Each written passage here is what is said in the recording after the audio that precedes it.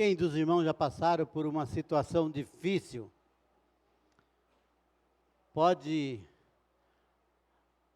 levantar a mão aí quem foi, além desse que vos fala, situações difíceis. Que situação difícil aquela, a gente bem lembra. Uma situação difícil, ou uma difícil situação, é o tema da nossa mensagem hoje. Claro que cada um poderia contar a sua situação, e nós teríamos aí muitas e muitas situações difíceis para contar, mas nós temos a ceia ainda, então eu vou evitar isso. 1 Reis, capítulo 18, versículo 16.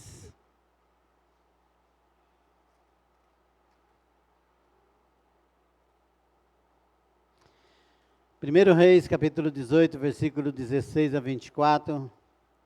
Uma difícil situação é o tema da mensagem. Eu quero ler e os irmãos acompanhem a leitura. E em seguida oraremos ao Senhor. A partir do versículo 16 diz: Então foi Obadias encontrar com Acabe e lhe o anunciou. E foi Acabe encontrar-se com Elias. E sucedeu que, vendo Acabe a Elias, disse-lhe: És tu perturbador de Israel? Então disse ele: Eu não tenho perturbado a Israel, mas tu e a casa de teu pai, porque deixaste o mandamento do Senhor e seguiste a Baalim. Agora, pois, manda reunir-se a mim todo Israel no Monte Carmelo, como também os 450 profetas de Baal e os 400 profetas de Aserá, que comem na mesa de Jezabel. Então Acabe convocou todos os filhos de Israel e reuniu o profeta no Monte Carmelo. Então Elias se chegou a todos e disse: Até quando cocheareis entre dois pensamentos? Se o Senhor é Deus, seguiu, e se Baal, seguiu, porém o povo nada lhe respondeu. Então disse Elias ao povo: Só eu fiquei por profeta do Senhor, e o profeta de Baal são 450 homens. Deem-se-nos, pois, 2 bezerros, e aí eles escolham para si um dos bezerros, e o dividam em pedaços e o ponham sobre a lenha. Porém, não lhe coloquem fogo, e eu prepararei o outro bezerro. Marimbondo não. E eu lhe prepararei um outro bezerro, e porei sobre a lenha, e não lhe colocarei fogo. Então, invocai o nome do vosso Deus, e eu invocarei o nome do Senhor. E há de ser que o Deus que responder por meio de fogo, esse será Deus. E todo o povo respondeu dizendo: É boa esta palavra. Boa esta palavra. Vamos orar. Senhor nosso Deus, nosso Pai Celestial, nós estamos aqui, Senhor Deus, diante da Tua face, com nossos corações abertos para ouvir a Tua voz. Pedimos, Santo Deus, que pela Sua infinita graça e misericórdia, abra o nosso coração, nosso entendimento, para que possamos receber a Tua palavra. Não é só nosso abrir do coração, mas que o Senhor faça, Senhor Deus, com que nós tenhamos esse acesso da Tua palavra, e nós podemos, Senhor Deus, compreender a Tua palavra, que nós podemos meditar, que nós podemos aplicar na nossa vida, viver a Tua palavra, e muito mais, Senhor Deus, transmitir essa palavra da maneira que o Senhor colocou no nosso coração. Ajude-nos, Senhor Deus, porque somos carentes do Senhor. A Tua palavra diz: sem mim nada podeis fazer, e nós cremos nessa palavra verdadeiramente. Nós não podemos dar um passo, nós não podemos fazer absolutamente nada sem o Senhor. Que a Tua palavra, Senhor Deus, continue falando aos nossos corações. Tanto, Senhor Deus, que o nosso coração, o nosso envolvimento pelo Teu Espírito Santo, dá-se que glorifique, que honre, que exalte ao Senhor, porque é digno de todo louvor, toda glória, toda adoração. O Senhor é Deus, o Senhor é o único Deus, todo poderoso, Criador dos céus e da terra e sustentador dessa criação. Nós oramos, Pai querido, pelo seu Filho amado Jesus Cristo, o nosso Senhor e Salvador. Amém.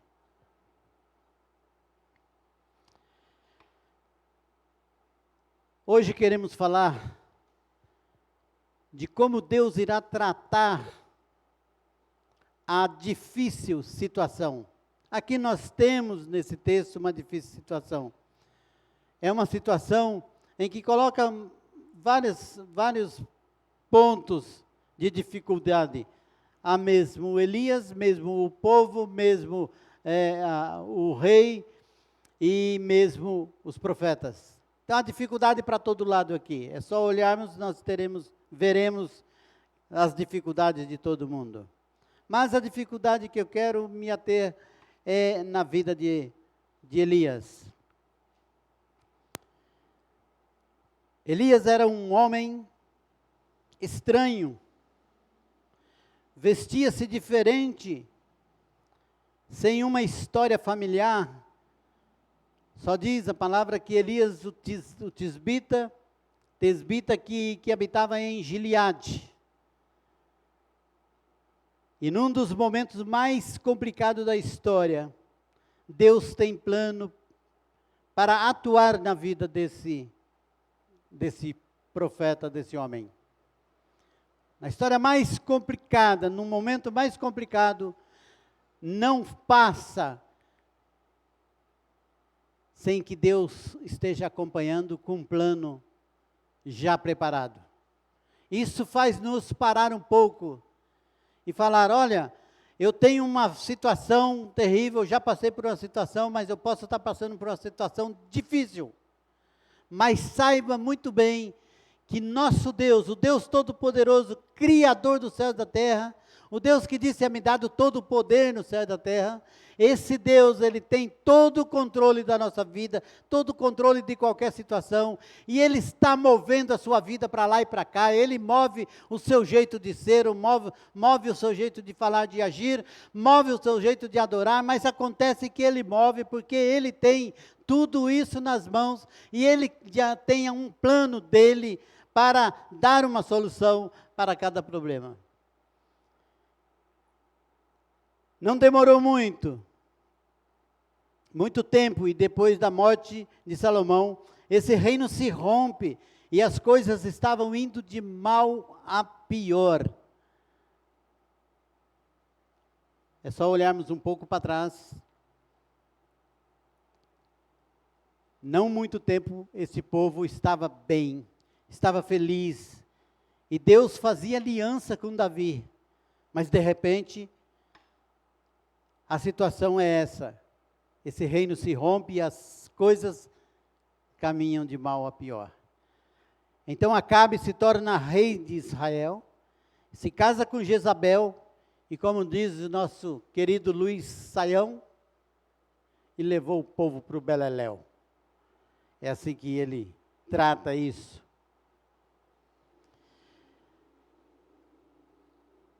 O povo que servia ao Senhor já admitia servir a Baal. Povo de Deus, povo que servia ao Senhor, já admitia servir a Baal.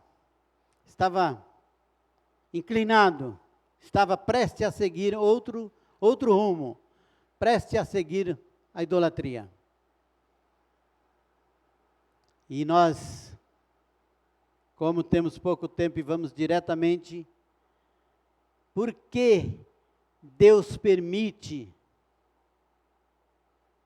ou por que Deus a permite, essa difícil situação? Por que Deus a permite? Essa é uma resposta que o melhor é entendermos para quê. A resposta só é uma, que tem, como dizia um pastor, eu não sei, ninguém sabe, mas a resposta tem que ser para quê e não por quê. Porque Deus permite que a maldade ficasse no mundo, inclusive no meio da comunidade do seu povo, a comunidade da fé. A Bíblia não se preocupa em dar algumas respostas e em explicar alguns porquês. Você pode fazer pergunta, mas a Bíblia está escrita como o que está escrito, está escrito. Ou você crê naquilo que está escrito na Bíblia, ou você não vai achar resposta às suas perguntas.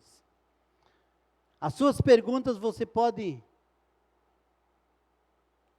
procurar Deus, conversar com Deus, falar com Deus, mas as suas respostas vai estar na palavra de Deus do jeito que Deus quer responder.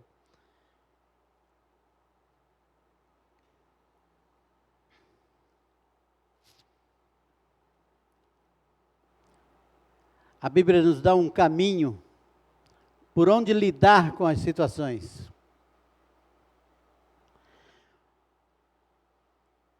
Ela mostra um caminho.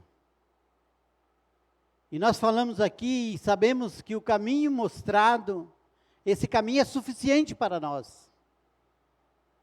O caminho que a Bíblia mostra, ele é suficiente para nós. O caminho que a Bíblia mostra, ele é tão suficiente, tão capaz, que ele diz no Salmo 119, versículo 11, lâmpada para os meus pés é a tua palavra e luz para o meu caminho. Ele é tão suficiente que ele tem uma palavra suficiente. É um Deus suficiente. Então o que nós precisamos acreditar, crer de todo o nosso coração na suficiência da palavra de Deus, na suficiência desse Cristo que tem todo o poder no céu e na terra.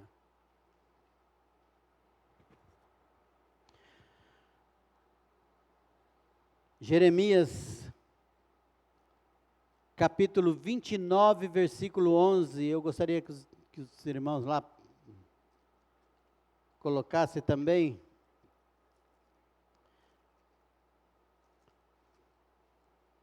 Jeremias 29, 11.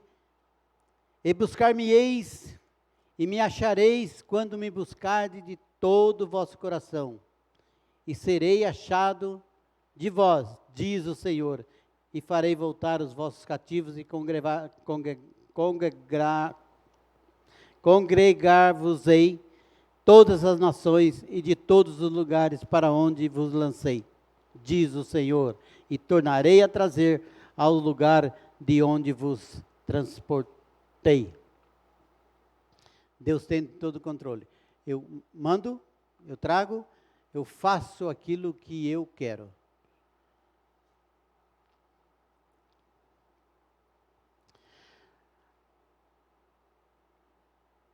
Como agir se a perversidade estava no povo de Deus, estava no Israel de Deus? Em primeiro lugar, é Deus quem age. E nós sabemos um versículo muito interessante para nós que diz: agindo Deus, quem impedirá? Quando Deus age, não há impedimento algum. Agindo Deus, quem impedirá? E toma, não um exército, Deus não precisa de um exército. Em alguns casos, pode ser até que ele tenha o seu exército preparado à disposição.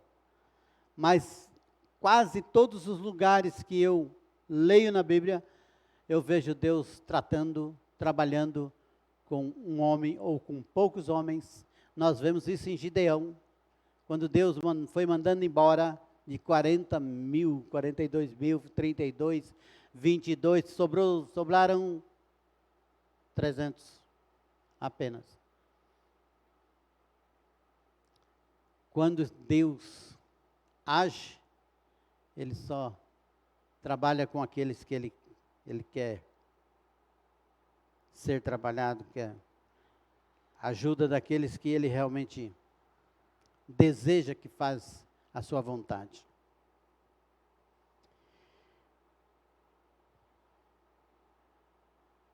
toma aquele estranho, aquele homem, por nome de Elias. É isso que Deus faz. Naquela situação, Deus levanta Elias. Ali, naquele lugar, chega então aquele homem Elias. Elias não era de boa aparência, como já dissemos, não tinha informação de onde ele veio, nem quem era, mas Elias tinha uma coisa que poucos crentes têm: ser posicionado. Elias tinha uma coisa que todos nós deveríamos ter: ser posicionado, saber o que quer na sua vida. Porque o que mais tem hoje é as pessoas que não sabem nada, e não querem saber nada, como diz o presidente dos Santos, tem raiva de quem sabe. Não quero saber nada, ainda tenho raiva de quem sabe. Elias era um homem posicionado, ele sabia o que ele queria. Ele sabia em Deus, como Paulo disse: eu sei em quem tenho crido.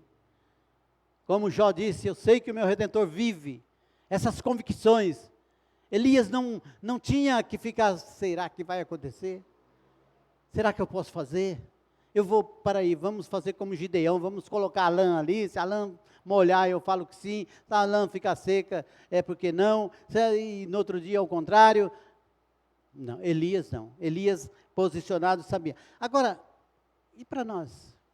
Só trazendo aqui no nosso chão, no nosso lugar, como está a nossa vida? Como está o nosso relacionamento com Deus? Estamos posicionados? Nós sabemos o que queremos com Deus? Nós estamos ligados? Nós temos um relacionamento com Deus? Eu sei o que Deus quer de mim, eu sei plenamente o que Deus quer. Eu tento fazer, pelo menos, eu ando de acordo com a sua palavra, eu ando olhando de todos os lados para agradar a Deus. Às vezes a gente tem que aprender com um profeta que viveu há 2.700 anos atrás. Não que não tenha outros.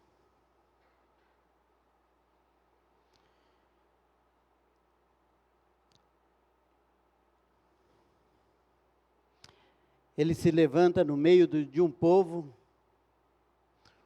que estava inclinado a servir a Baal.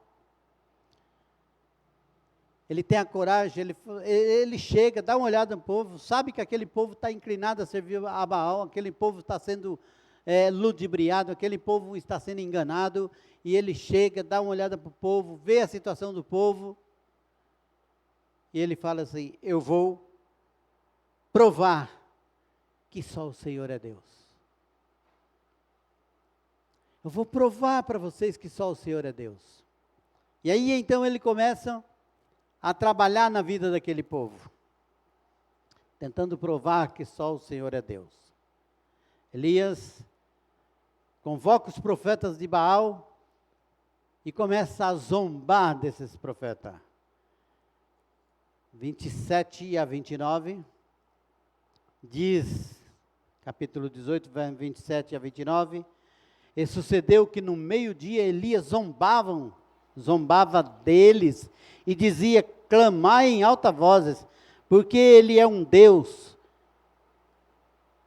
Porque ele é um Deus. Pode ser que esteja falando, ou que tenha alguma coisa que fazer, ou que intente alguma viagem, talvez dormindo, e despertará. E eles clamavam em alta voz, e se retalhavam com facas e com lancetas, conforme o seu costume, e derramavam sobre si. E sucedeu que, passado o meio-dia, profetizaram eles até a hora de se oferecer o sacrifício da tarde. Porém, não houve voz, não houve resposta, não houve nem atenção alguma. O Os profetas de Baal se cortavam, clamavam ao Deus deles, mas não houve resposta alguma. Tudo que Elias tinha com ele era a fidelidade, era a posição que ele tinha com o seu Deus. A confiança que ele tinha. E por isso ele podia zombar. Eu não entendo isso. Eu não entendo como um profeta chega no meio, um homem de Deus chega no meio de um 450, ou na verdade 850 profetas de Baal e de Jezabel, e começa a falar, a brincar com eles,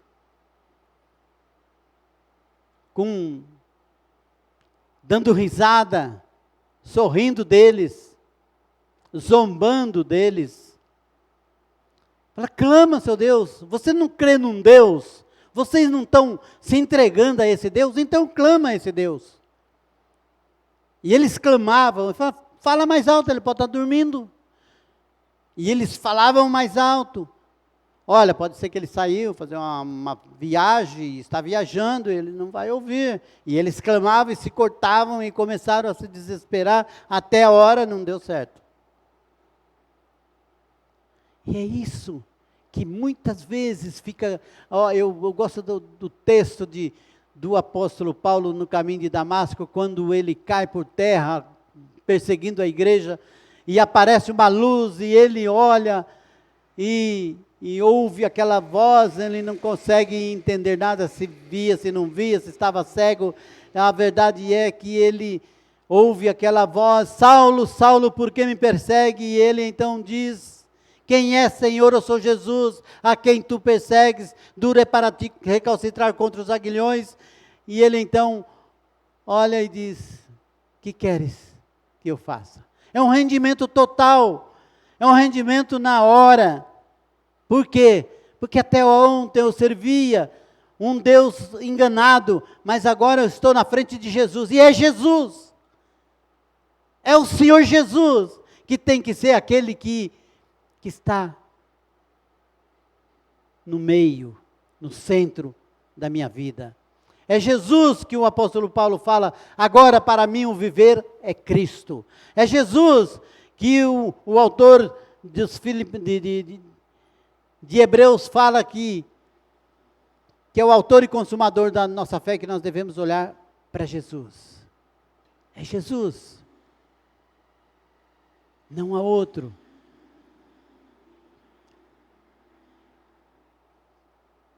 A fidelidade de Elias, como 1 Coríntios 15, 58, sede firme e constante, sempre abundante na obra do Senhor, sabendo que o vosso trabalho não é vão no Senhor. Sede firmes e constantes. Irmãos, por quê? Porque você está bem hoje com Deus e amanhã você está lá embaixo, está um bagaço. Eu sei que tem uma explicação, eu sei que nós vamos até chegar lá um pouco, mas irmãos, nós temos que olhar para Cristo, porque Cristo não é o Cristo que estava carregando a cruz, de repente ele falou, olha, eu estou meio desanimado aqui com isso. Será que eu vou consumar essa obra tão grande? Será que vai valer a pena? Não teve isso, não vê isso no caminho da cruz. Ele foi, propósito, cumpriu o propósito e deixou o propósito para nós, firmeza, sede firme, irmão, constante, abundante na obra do Senhor, se entregue para Deus, o seu tempo aqui na terra está desse tamanhinho, vocês têm muito pouco tempo, e aproveita esse tempo para reconciliar com Deus, aproveita para se animar com Deus, aproveita esse tempo para mostrar que ama verdadeiramente, porque Jesus disse, aquele que me ama, ele é amado do meu Pai, e nós viremos a Ele e faremos morada. Aproveite.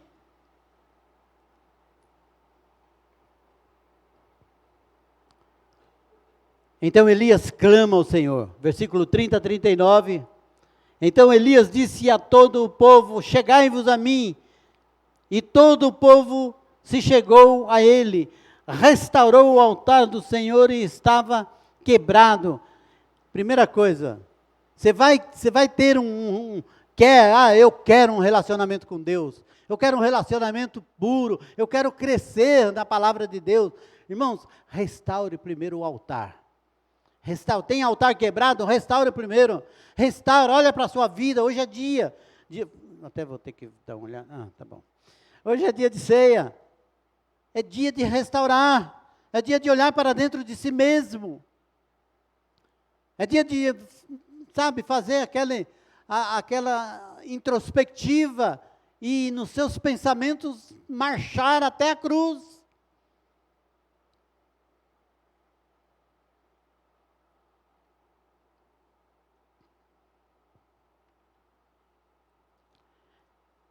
Não passe, principalmente o dia da ceia, e depois o outro dia, e outro dia, e outro dia, não passe nenhum dia sem restauração, sem que a sua restauração seja feita diante de Deus, sem o seu reconciliamento seja feito diante de Deus, sem a sua entrega, a sua renúncia seja feito diante de Deus. Elias tomou 12 pedras, conforme o número da tribos dos filhos de Jacó, a qual veio a palavra do Senhor, dizendo: Israel será o teu nome. E com aquelas pedras edificou o altar em nome do Senhor, e depois fez um rego em redor do altar, segundo a largura das suas medidas da semente, de sementes. Então, armou a lenha, e dividiu o bezerro em pedaços e o pôs sobre a lenha. E disse: enchei d'água 4 cântaros e derramai-a sobre o holocausto e sobre a lenha. E disse: fazei a segunda vez. E o fizeram a segunda vez. E disse ainda: fazei a terceira vez. E fizeram a terceira vez. Por que isso?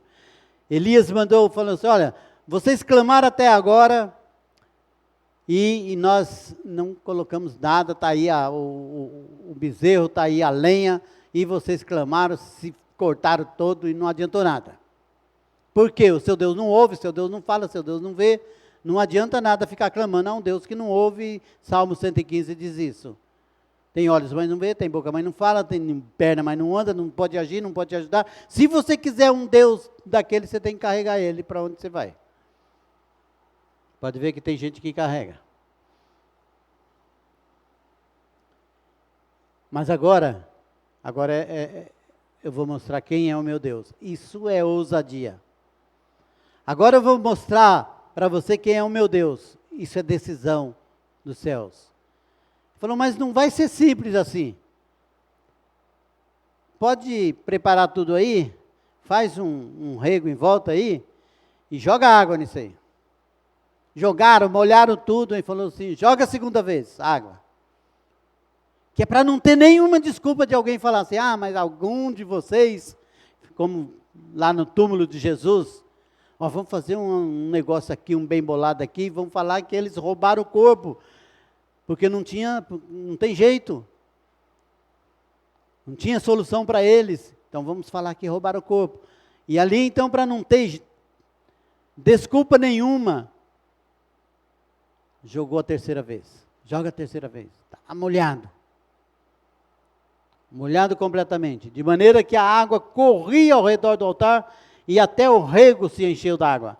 E sucedeu que no momento de ser oferecido o sacrifício da tarde, o profeta Elias se aproximou e disse: o Senhor Deus de Abraão, de Isaque, manifesta-se hoje que tu és Deus em Israel e que eu sou teu servo e que conforme a tua palavra fiz todas as coisas. A oração de Elias foi essa: o Senhor é o meu Deus, eu sou teu servo, a tua palavra, a minha oração é fazer cumprir, é a tua palavra, eu confio na tua palavra, na palavra que saiu da sua boca. E a minha certeza, a minha convicção, não é no que estão falando, não são os púlpitos pregando de qualquer jeito aí, mas a palavra de Deus. A tua palavra. A palavra que sai da boca do Senhor. Responde-me, Senhor, versículo 37. Responde-me para que esse povo conheça que tu és o Senhor Deus e que tu fizeste voltar o teu coração, voltar o seu coração. Responde-me, Deus, porque eu estou orando conforme a tua palavra.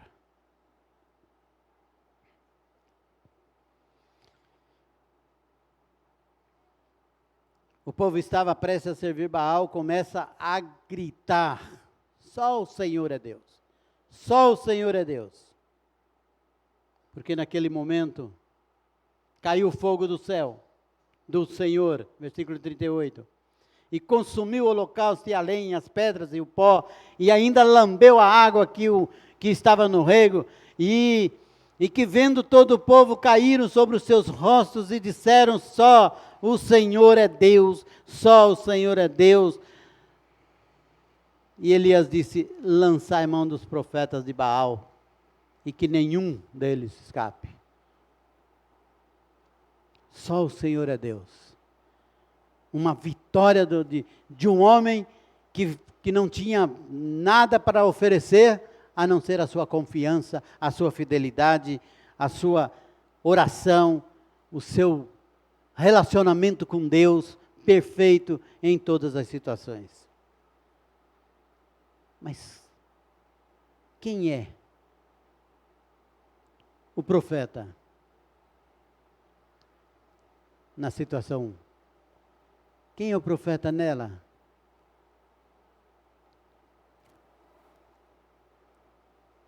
Aqui nós precisamos compreender tudo que uma mensagem fala ao nosso coração.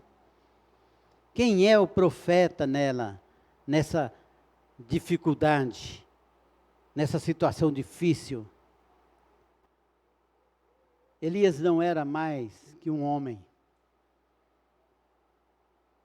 Todo homem está sujeito à fragilidade. Todo homem está sujeito à fragilidade. A Bíblia relata todo o sucesso, todo o fracasso. 1 Reis 19, de 1 a 4, diz, e Acabe fez saber a Jezabel tudo quanto Elias havia feito, e como totalmente matara todos os profetas à espada. Então Jezabel mandou um mensageiro a Elias a dizer-lhe, assim me faça os deuses e outro tanto, se de certa manhã, a estas horas, não puser a sua vida como a um deles. E o que vendo ele, se levantou e para escapar com vida, se foi, e chegando a Berseba, que é o de Judá, deixou ali o seu servo. Ele, porém, foi ao deserto, caminho de um dia, foi sentar-se debaixo de um zimbro e pediu para si morte, e disse, já basta, ó Senhor, toma agora a minha vida, não sou melhor do que meus pais. Já basta. Mas um homem que pediu para descer fogo do céu num dia, um homem que desafiou os 850 profetas na sua frente, um homem que estava disposto a mostrar que Deus é Deus, um homem que falava só o Senhor é Deus, um homem que fez o povo acreditar que só o Senhor é Deus. No outro dia, sai e diz a esse grandioso Deus, basta, Senhor, agora, toma agora a minha vida, pois não sou melhor que meus pais. E deitou debaixo de um zimbro e dormiu. Como pode ser isso? Como pode você amanhecer um dia, ter uma vida com sua esposa, com sua família também, olha, está tudo bem. No outro dia, uma notícia te joga no chão e você, a ponto de você falar assim, olha, eu estou depressivo de tal forma que o melhor é morrer. Como pode? Como nosso Deus, se é que nós poderíamos chegar diante do grandioso Deus e falar, por que Ele permite isso? Mas como nós estamos trabalhando para quê? Então vamos em frente. Evidentemente Elias estava com problema e com uma lição que deixa para nós, eu e você não estamos livres de problemas. Nenhum de nós. O problema de Elias era profundo. O anjo acordou, deu comida, ele comeu, virou e dormiu de novo.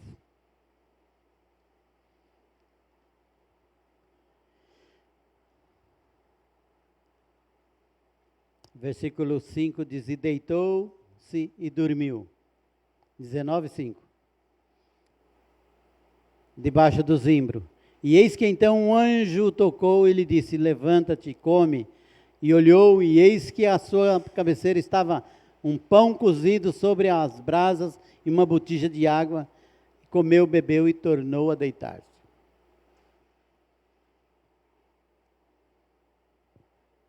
Que problema tão grande, que nós não temos condições de se erguer. Problema tão difícil que nós não temos condições de ultrapassar essa barreira.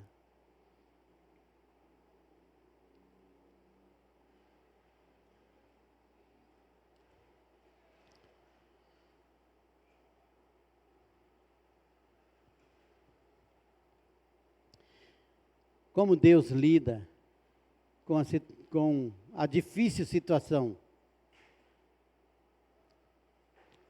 Agora, como Deus lida com isso? Com essa difícil situação? Como se trata com uma pessoa caída? Se o anjo chegasse assim e dissesse, você não confia em Deus não? Levanta daí, você não confia em Deus? Levanta daí, você não... Cadê a sua fé? Normalmente se diz assim, cadê a sua fé? Você não confia em Deus? Ou aquela ironia, já sabia, eu já sabia, e tudo isso era fogo de palha. Sabia, sou crente, já sabia, que tudo é fogo de palha. Os nossos julgamentos. Mas o que é maravilhoso aqui é Deus. É o jeito que Deus trata a situação. Não é acusando, não é fazendo nada. Deus trata a situação de uma outra maneira. Ele chega e diz, que fazes aí, Elias? E é essa palavra que cada um tem que tomar no seu coração agora. Que fazes aí, João, Maria, José? Você, que fazes aí? Mas uma palavra que vem da boca de Deus, da boca de quem ama, da boca de quem sabe realmente fazer você se prostrar diante dele. Que fazes aí, Elias? Nessa palavra Deus dá a oportunidade para abrir o coração. Para você abrir o coração. Irmãos, Deus sempre dá a oportunidade para você abrir o seu coração, para você falar com Ele, para você pedir perdão, para você pedir a Ele reconciliação, para você declarar o seu amor, para você viver a palavra dEle. Deus dá uma oportunidade muito grande.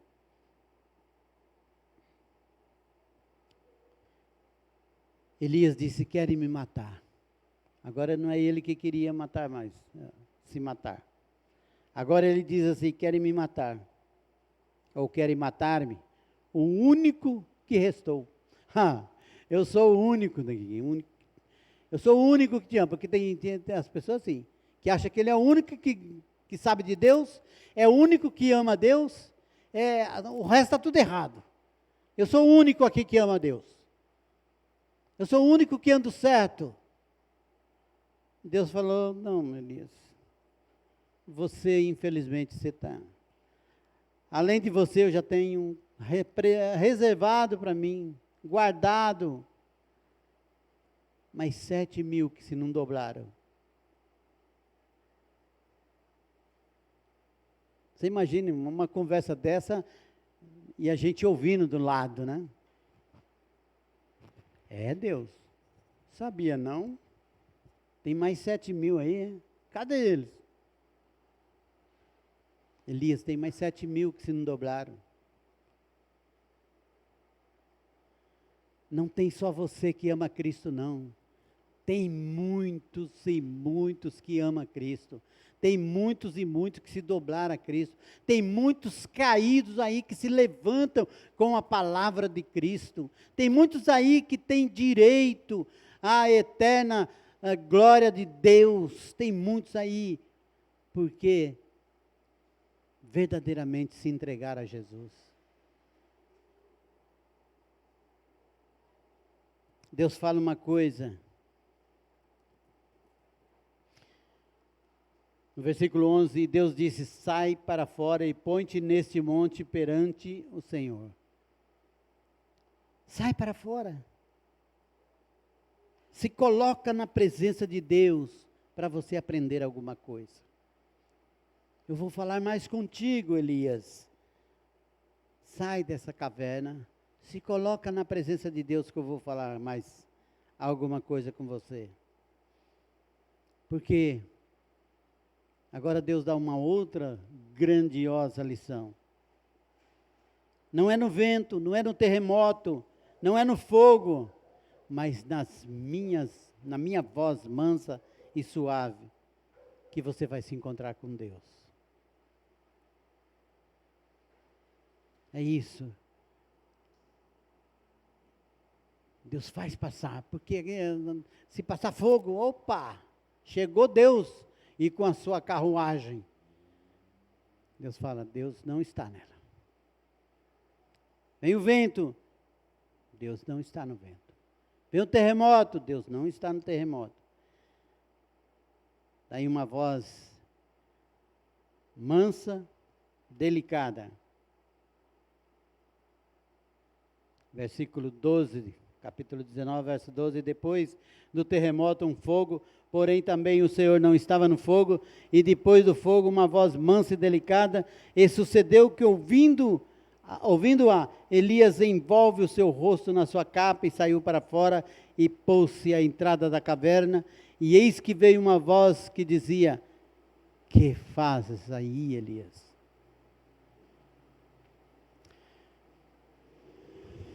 Que fazes aí, Elias? Pela segunda vez. Lá no fundo do poço, que fazes aí, Elias? Mas quando ele sai, cumprindo a vontade de Deus, já está fora, já está na presença de Deus, e Deus diz, que faz aí, Elias? O que você está fazendo? O que você está fazendo, Elias?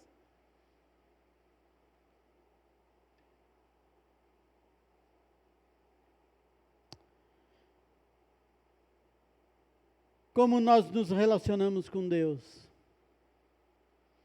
Como você se relaciona com Deus? Você confiou em mim contra todos os profetas de Baal.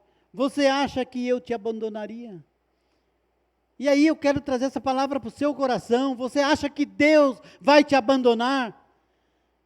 Você acha que Ele foi na cruz, carregando os nossos pecados, levou sobre si as nossas iniquidades, disse ao Pai, Pai, está consumado, derramou seu sangue. Você acha que tudo isso foi inválido? Você acha que você não pode se dobrar diante dele? Você não acha que você pode dizer ao Senhor, eu me rendo? Que fazes aí? Você está só como pensas, Elias? Não, você não está só. Tem mais 7.000 que se não dobraram.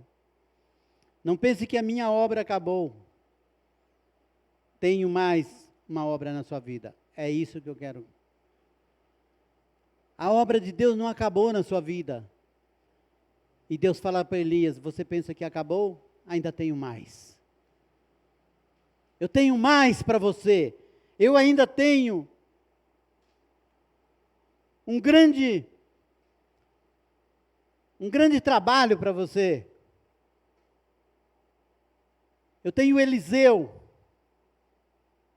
que fará o dobro de você. E você estará responsável de ir lá e ungir Eliseu? Eu tenho Eliseu. Pensando que você é o máximo que eu tenho, não. Eu tenho Eliseu que fará o dobro de você. Você pode confiar. Pode confiar que Deus tem muito mais abundantemente, além daquilo que pedimos ou pensamos. Eu tenho mais, eu tenho uma obra na tua vida que não acabou. Mas você precisa obedecer, você precisa fazer, você precisa trabalhar, você tem que dizer, eis-me aqui, como todos os profetas. Se Paulo diz, que queres que eu faça? Elias disse, eis-me aqui.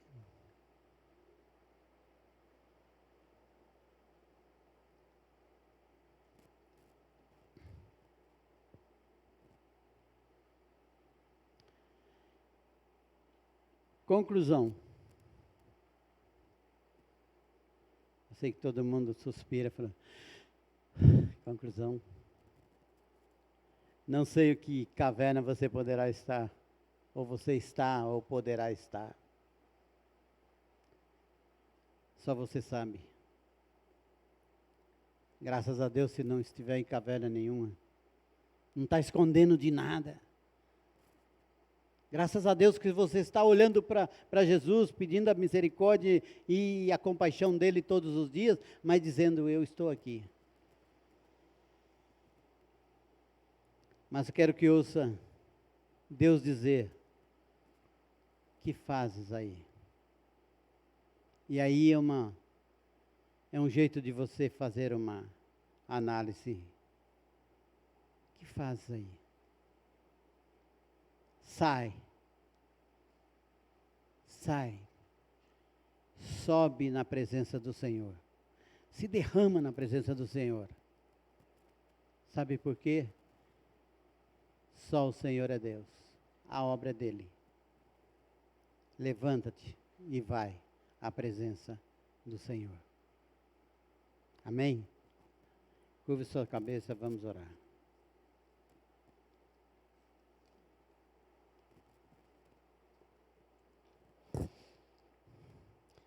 Pai querido, eu quero, nesse momento aqui, Deus, te engrandecer mais uma vez, porque Tu és o nosso Deus, Senhor dos senhores, o Deus que trabalha no nosso coração de tal maneira que só o Senhor pode compreender tudo isso, fazer tudo isso, e nós ao ouvirmos a Tua palavra, ao ouvirmos o Teu recado, nós te damos graça e glória, porque Tu és santo, Tu és poderoso, Tu és o Deus, o Cordeiro Santo de Deus. Nesse momento agora nós pedimos, Pai Santo, em nome de Jesus, que o Senhor abençoe os elementos da ceia, abençoa cada um, Senhor Deus, que está aqui. O Senhor conhece cada coração.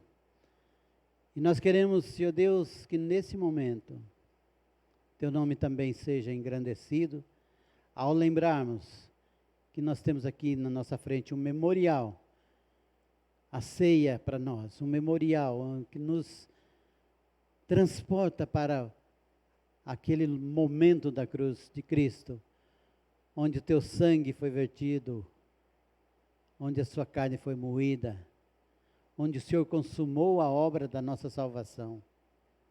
Seja honrado, glorificado, exaltado o Senhor, porque um dia, abrindo os braços, diz, Pai, entrego nas Tuas mãos o meu espírito, e olhando e expirando, disse, está consumado.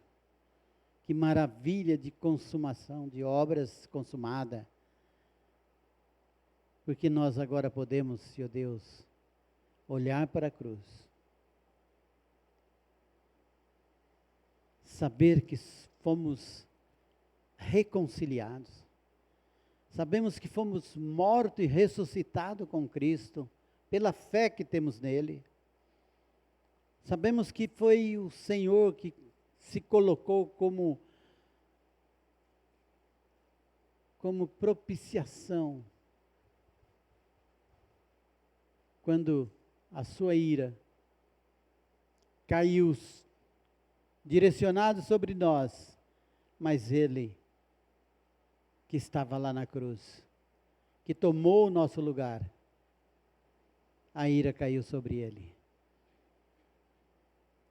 Deu o sofrimento dele, nos faz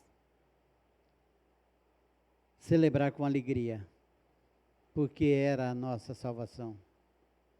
Porque ali estava sendo consumada a minha oportunidade de vida eterna.